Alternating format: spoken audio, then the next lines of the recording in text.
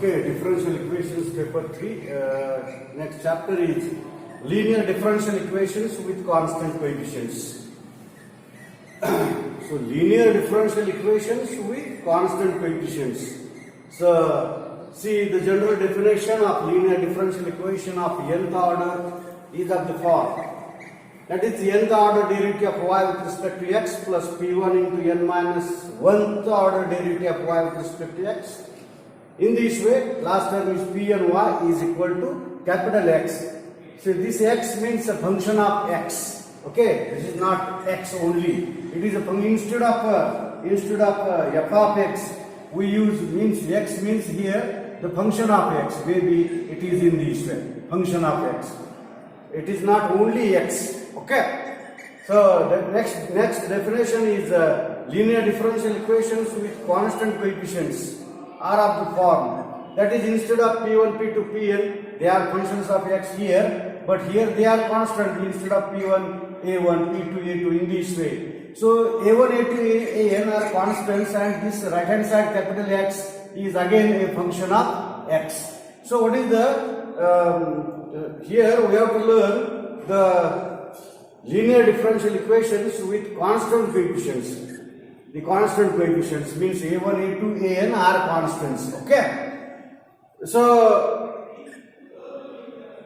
there is a theorem we are not going to prove, but see that if y1 and y2 are only two solutions of the equation, this is nth order linear because of degree is 1, but order is n. Okay.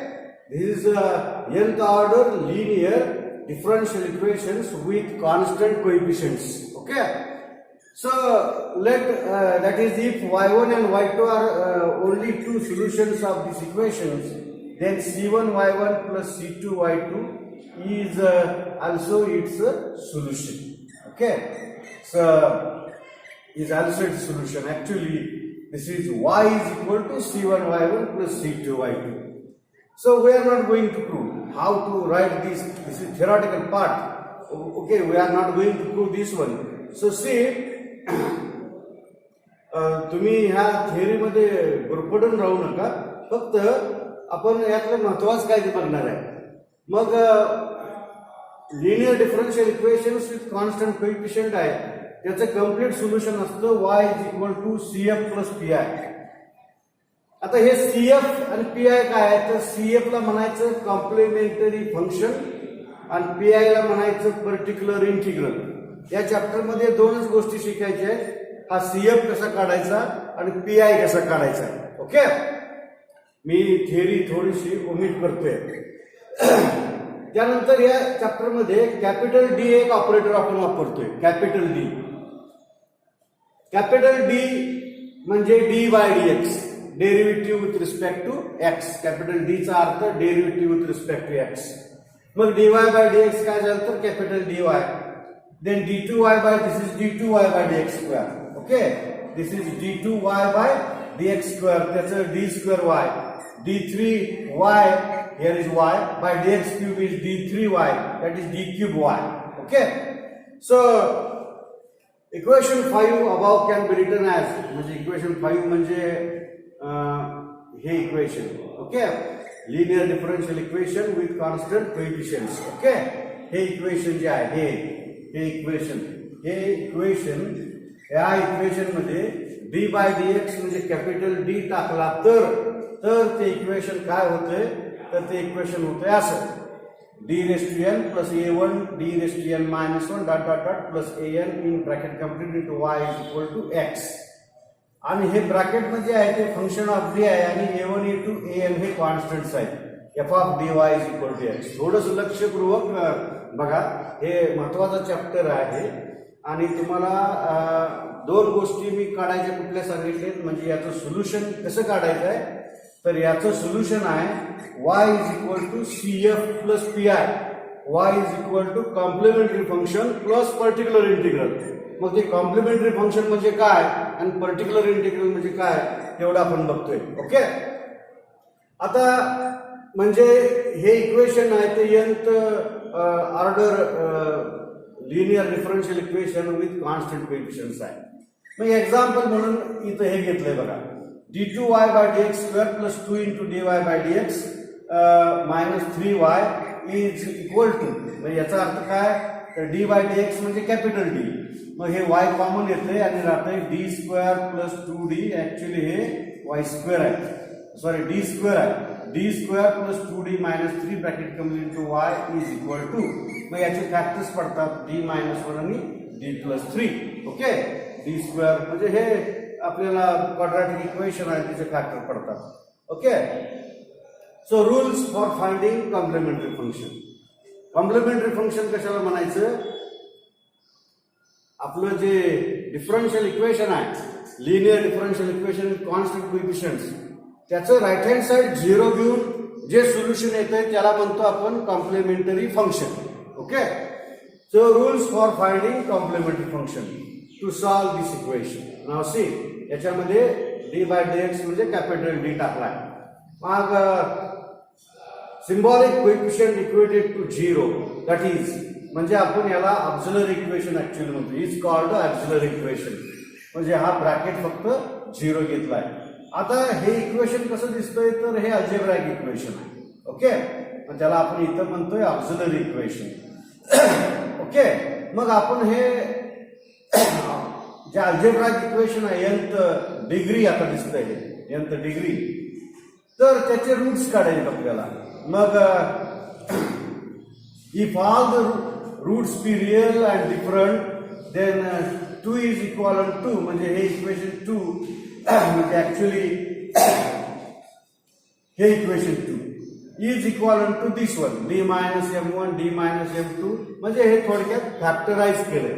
Okay, so equation 3 will be satisfied by the solution of d minus mny 0, that is dy by dx minus mny is equal to 0. Okay, now this is linear equation, may be Leibniz equation, and integrating factor is e raised to minus mnx. Okay, आता ह्या ज्या गोष्टी आहेत बघा, या equation मध्ये जर y is equal to c1 e raise to m1 x टाकलं तर ते इक्वेशन सॅटिस्फाय करते. म्हणजे हे जे आहे हे याचं सोल्युशन आहे, हे सुद्धा याचं सोल्युशन आहे, c2 e raise to m2x. Thus the complete solution of equation 1, म्हणजे हे आहे आणि mnx सुद्धा सोल्युशन आहे, तर त्याचं कम्प्लीट सोल्युशन हे असं लिहिलं जातं. बघा मी काय म्हणतोय बघा, मी हे जे आहे ते ऑक्झिलरी इक्वेशन आहे, हे सॉल्व करा, त्याचे रूट्स काढा. रूट्स काय येतात, तर d is equal to m1 येईल, m2 येईल आणि mn, हे असे n रूट्स येतील. जर त्याचे n रूट्स असतील तर या इक्वेशन 3चं सोल्युशन आपण असं लिहितो. ओके, हे पक्क ध्यान ठेवायचं की रूट्स काढायचे, सोल्युशन कसं लिहायचं आहे. ओके, केस 2 आहे, म्हणजे आता हे कसं, तर रूट्स हे वेगवेगळे आले तर रिअल आहेत आणि वेगवेगळे रूट्स आले तर. केस 2 काय आहे, तर रूट्स समजा काही रूट्स त्यातले इक्वल आहेत, इक्वल आलं तर हे त्याचे रूट्स काय असतात हे काढायचं, हे थिअरी आहे.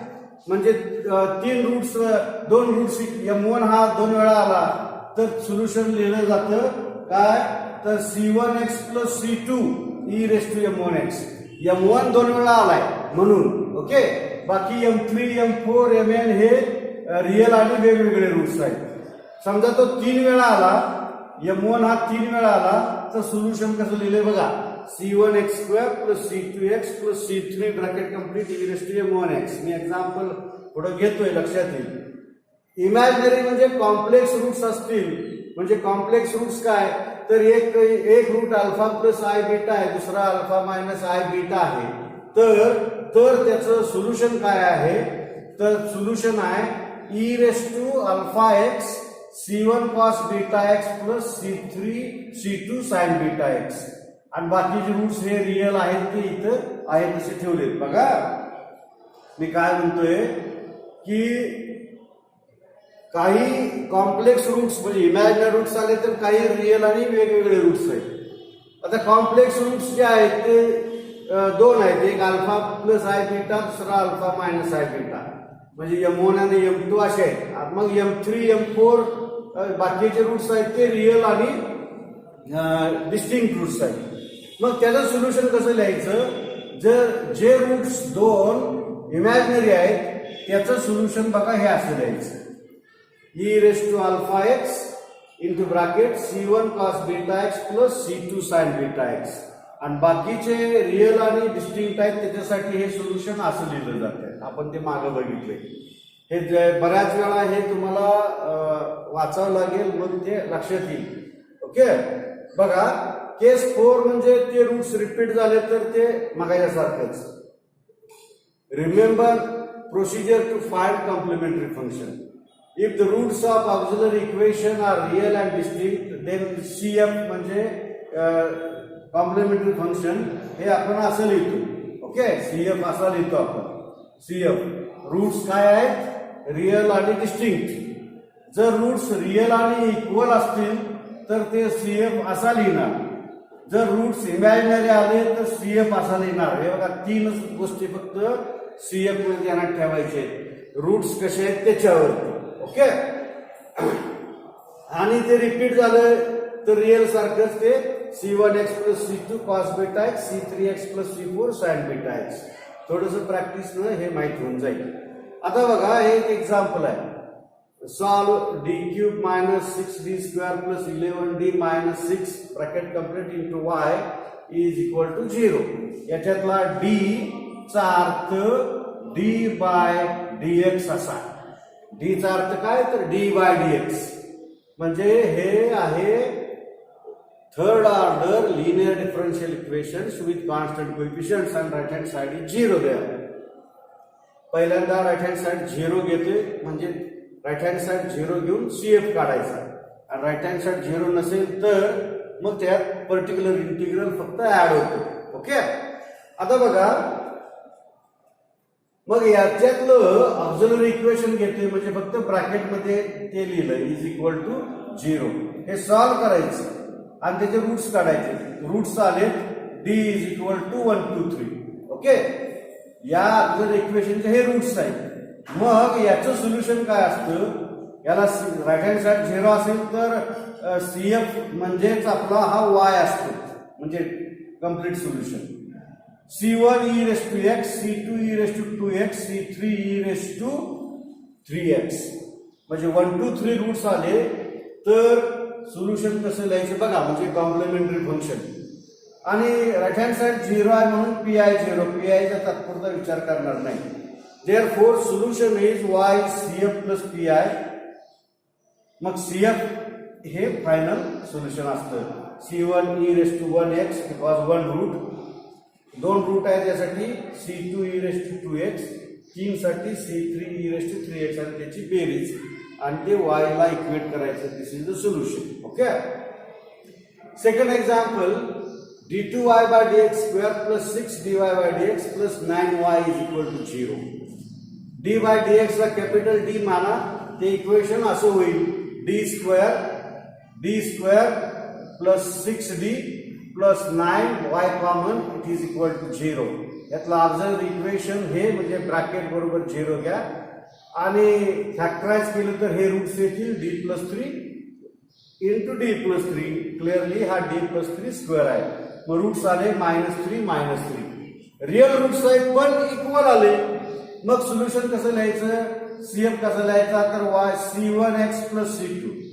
-3 रिपीट झालाय 2 वेळा, त्यासाठी हे e raised to 3 -3x. पण -3 2 वेळा रिपीट झालाय म्हणून c1 प्लस c2x. बघा अगोदर सारखं जर आपण सोल्युशन लिहिलं तर ते असं असेल c1 e raised to -3x plus c2 e raised to -3x. मग e raised to -3x common येतं आणि c1 प्लस c2 एकच कॉन्स्टंट होतं आणि म्हणून जर -3 रूट रिपीट झालाय तर हे त्याचं सोल्युशन असं लिहू शकत नाही, कारण आर्बिट्ररी कॉन्स्टंट एकच येईल. आपलं इक्वेशन सेकंड ऑर्डर आहे, त्याच्या सोल्युशन मध्ये 2 आर्बिट्ररी कॉन्स्टंट असायला पाहिजे. म्हणून सोल्युशन असं लिहू शकत नाही. म्हणून सोल्युशन लिहा असं C1x or C1 plus C2x e raised to -3x. मला वाटतं हे लक्षात आलं असेल. बरेच एक्झाम्पल्स आहेत. आता हे एक्झाम्पल आहे D cube plus 7d square plus 16d plus 10 into y 0. आता ऍक्च्युली रूट्स काढायच्या ज्या पद्धती आहेत त्यात एक पद्धत आपण हायस्कूलमध्ये वापरली, संश्लेषण भागाकार पद्धत. ओके, समजा हे ऑक्झिलरी इक्वेशन आहे आणि हे इक्वेशनचे रूट्स आपल्याला काढायचे. क्वाड्रॅटिक असेल तर आपल्याला सोपं जातं. आता हे क्युबिक आहे, त्याचे रूट्स कसे काढायचे तर संश्लेषण भागाकार पद्धत म्हणजे पहिल्यांदा कोइफिशियंट्स लिहा. डी क्यूबचा कोइफिशियंट 1, डी स्क्वेअरचा 7, डी चा 16 आणि कॉन्स्टंट किती आहे ते 10. संश्लेषण भागाकार पद्धत बघा, इथला 1 आहे तसा इथं लिहून घेतो. इथं जो मी नंबर लिहिणार आहे इथं नंबर जो लिहिणार आहे समजा ए, या हे कसं ऍक्च्युली असतं बघा, यानं याला गुणाकार करायचा, इथं तो नंबर लिहायचा आहे, दोन्हींची बेरीज करून इथं लिहायची. परत ए बरोबर इथे येणारे नंबर बरोबर गुणाकार करून इथं लिहा. असं करून इथं काय आलं पाहिजे तर 0 आलं पाहिजे. ओके, ते 0 आलं पाहिजे. आता बघा या ए म्हणजे मी इथं 1 घेतला तर 1 into 1 is 1, 7 अधिक 1 8. ओके, 8 into 8 into 1 is 8, 16 आणि 8 झालं 24, 24 1 24. यांची बेरीज काय आता 0 येत नाही, म्हणजे या इक्वेशनचा 1 हा रूट नाही. ओके, मग रूट काय तर मी आता परत मला कोइफिशियंट्स लिहायला पाहिजे. 1 7 16 आणि 10. बघा हे संश्लेषण भागाकार पद्धत. रूट -1 मी 1 इथला 1 आहे तसा इथं घेतलाय. -1 into 1 is -1. या दोन्हींची बेरीज येते 6. 6 into -1 is -6. यांची बेरीज येते 10. 10 into -1 is -10 आणि यांची बेरीज येते ती 0 येते. म्हणजे हा root d is equal to -1 हा एक रूट झाला. आणि हे जे राहिले ते आपण आता क्वाड्रॅटिक मध्ये लिहू शकतो. 1 into d square plus 6d plus 10 is equal to 0. आता हे क्वाड्रॅटिक आहे, याचे रूट्स काढायचे काय आपल्याला अवघड जाणार नाही. संश्लेषण भागाकार पद्धत बघा, हे अशी संश्लेषण भागाकार पद्धतीने आपल्याला याचे रूट्स काढावे लागतील. इथं काढले थोडस डायरेक्ट हे d प्लस 1 इंटू हे डायरेक्ट लिहिलंय, पण -1 d प्लस 1 0 म्हणजे d -1 रूट कसा तर तो असा. ओके, आणि बाकीचं जे राहिलंय d square plus 6d plus 10 त्याचं फॉर्म्युल्यानं आपल्याला फॉर्म्युला माहिती आहे. ओके, कोणता फॉर्म्युला तर क्वाड्रॅटिक इक्वेशनचा -b plus minus square root of b square -4ac divided by 2a म्हणजे हे x is equal to. Okay, म्हणजे हे कशाचं रूट्स आहे तर त्याचं क्वाड्रॅटिक इक्वेशन असतं ax² plus bx plus c is equal to 0. हे क्वाड्रॅटिक इक्वेशन आहे आणि याचे रूट्स काढायचा फॉर्म्युला हा आहे. क्वाड्रॅटिक इक्वेशन हे असेल तर त्याचे रूट्स हे आहेत. मग हे आणि हे कम्पेअर करा म्हणजे तुम्हाला इथं आता हे x मध्ये आहे, इथं d मध्ये आहे. d मध्ये तो formula a b c identify करायचा. म्हणजे इथं a आहे तो 1, b आहे तो 6 आणि c आहे तो 10. मायनस b इथं आहे -6 plus minus this is square root. Okay, square root b square म्हणजे 36 -4ac म्हणजे a is 1 c is 10 -40 म्हणजे square root of divided by 2 आहे. म्हणजे 2 म्हणजे 2a, a1च आहे. म्हणजे -6 plus minus square root of -4. आता स्क्वेअर रूट ऑफ -4 म्हणजे स्क्वेअर रूट ऑफ -4 म्हणजे square root of -1 into square root of 4. Square root of 4 म्हणजे 2 आणि स्क्वेअर रूट ऑफ -1 म्हणजे i इमॅजिनरी नंबर. आपल्याला माहिती आहे i म्हणजे स्क्वेअर रूट ऑफ -1. या पद्धतीनं याचे रूट्स आले d is equal to -3 plus -i म्हणजे -3 प्लस i एक रूट, -3 मायनस i दुसरा रूट. लक्षात आलं? म्हणजे हे इमॅजिनरी रूट्स आहेत. Imaginary roots occurs in pairs. एकच इमॅजिनरी रूट येतो असं कधी होत नाही. ओके, आता मग हे रूट्स झाले 3. हे इक्वेशन क्युबिक आहे, त्याचे 3 रूट्स झाले. एक -1 म्हणजे तो रिअल रूट -1 आणि दुसरे 2 आहेत ते इमॅजिनरी रूट्स आहेत. बघा त्या -1 साठी सोल्युशन आहे C1 e raised to -x, -1 into x म्हणजे -x. हे इमॅजिनरी रूट्स आहेत.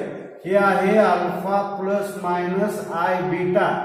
जर असे रूट्स असतील alpha plus minus I beta तर सोल्युशन असतं म्हणजे CF असतो e raised to alpha x into bracket C1 cos of beta x plus C2 sin of beta x. याच्याशी आता हे कम्पेअर करा. अल्फा काय आणि बीटा काय. अल्फा -3 आहे आणि बीटा आहे तो 1 आहे. e raised to -3x म्हणजे अल्फा -3 आहे. e raised to -3x into bracket. आता हे इथे एक आर्बिट्ररी कॉन्स्टंट C1 घेतलाय म्हणून इथं C2 आणि C3 घेतले. C2 cos x बीटा 1च आहे म्हणजे cos beta x is cos x plus C3 sin x. So see how to write if the roots are real, how to write CF, and if roots are imaginary, how to write CF. This is important. आज एवढंच शिकायचं आहे की CF कसा काढायचा आहे लक्षात ठेवा. मग सोल्युशन आपण ते असं लिहू शकतो. होमवर्क किंवा हे एक्झाम्पल्स इथं आहेत. d² - 2d + 4 bracket square into y. हे CF काढायचं MCQ ला विचारलं जातं लक्षात ठेवा. म्हणजे रूट्स काढले की CF आपल्याला जमायला पाहिजे. ओके, रूट्स काढले की CF आला पाहिजे. आता हे सॉल्व्ह करायचं. हे सॉल्व्ह करून दिलेले एक्झाम्पल्स आहेत. तुम्ही ही वाचू शकता, लिहून घेऊ शकता. हे होमवर्क साठी दिलंय. आता CF कसं काढायचं बघितलं. थोडस आपण आता PI कडे जाणार आहे म्हणजे पर्टिक्युलर इंटिग्रल कडे जाणार आहे. Okay, particular integral. तर मला वाटतंय CF पर्यंतच थांबून दुसरं लेक्चर मी पर्टिक्युलर इंटिग्रल बाबत घेतो कारण हे जमलिंग व्हायला नको. लक्षात ठेवा CF कसा काढायचा आहे. आता इथं एक एक्झाम्पल आहे. मी इथं एक एक्झाम्पल इथं जागा आहे सोडवतोय. ओके, आता मी जास्त अवघडीत न जाता थोडस हे घेतोय. d³ y plus dx³ plus y is equal to 0. हे equation 4th equation. Okay, d³ y by dx³ plus y is equal to 0. Right hand side 0 आहे. CF is the solution of this differential equation. Now see, first of all we write this equation as d³ plus 1 bracket conclusion to y is equal to 0. आता काही जणांना प्रश्न मिळेल हे कसं लिहिलंय. तर d च्या जागी आपण d/dx म्हणजे ते कसं होतं. आता हे म्हणजेच हे असं आहे. d³ y by dx³ म्हणजे d³ y plus y is equal to 0. y right hand साइडला कॉमन मिळेल. Right, d³ y d³ plus 1 into y is 0. मग याचं ऑक्झिलरी इक्वेशन लिहा. याचं ऑक्झिलरी इक्वेशन आहे d³ plus 1 is equal to 0. याचे factor पडायचे आपल्याला. पण d³ plus 1 is 0 हे सोपं आहे. एक फॅक्टर आपल्याला माहिती आहे d plus 1. दुसरा फॅक्टर आहे d² plus d plus 1 is equal to 0.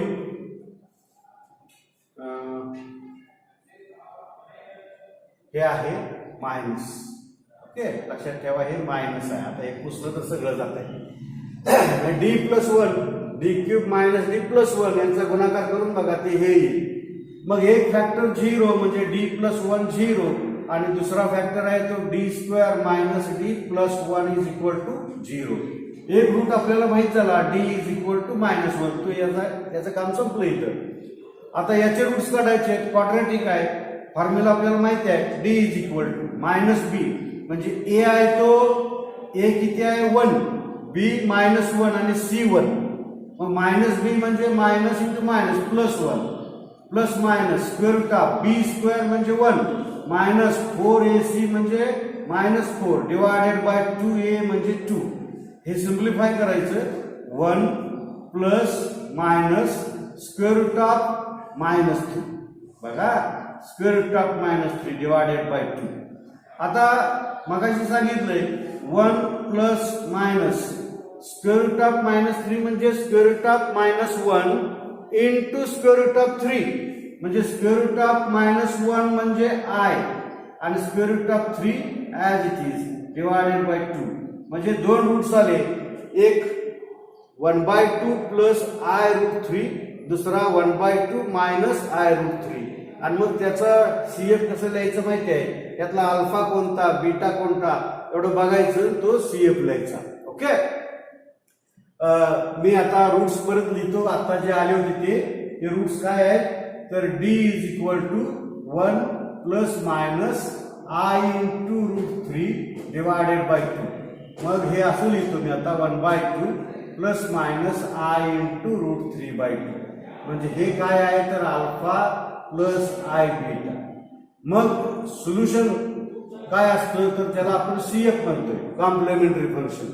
Solution काय असतं तर e raise to alpha x into bracket C1 cos beta x plus C2 sine beta x. Okay, मग फक्त यात अल्फा आणि बीटा काय देऊ टाका, म्हणजे e raise to x/2 alpha म्हणजे 1/2 आहे into bracket C1 cos beta x, beta root 3/2 आहे म्हणजे root 3/2 into x plus C2 sine of root 3/2 into x. हे झालं सोल्युशन इक्वेशन 4 चे. म्हणजे महत्वाचं काय तर रूट्स काढता आले पाहिजे, आणि रूट्स काढता आले की सोल्युशन कसं लिहायचं हे बघायचं. म्हणजे फक्त आपलं चाललंय CF. ओके, CF च्या बाबतीत इथंच संपवतो.